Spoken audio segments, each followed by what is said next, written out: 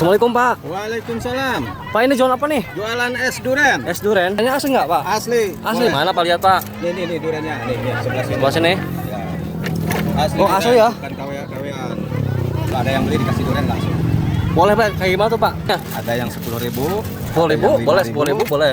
Boleh 10.000. 10.000 murah banget ya Pak ya? Ya, yang penting lancar. Oh, lancar. Di kampung. Kalau bukan di kampung mah ya harus lebih. Bikin sendiri Pak ini Pak? Ya, Bikin sendiri? bikin esnya? sendiri. Emang jualnya udah berapa lama Pak? Jualan dari tahun 82. 82? Ya. Ini aja?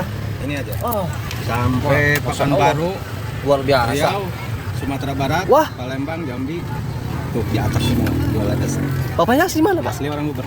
Asli Bang Beber? Asli orang Bogor. Sekarang baru Sekarang baru di rumah yang di rumah aja? Ya, dekat-dekatan di rumah. Oh Udah gitu. tua sekarang mah. Harganya segini berapa Pak? 10.000. 10.000 aja? Kadang ada 15.000. 15.000 ada? Ada. Wah mantap nih.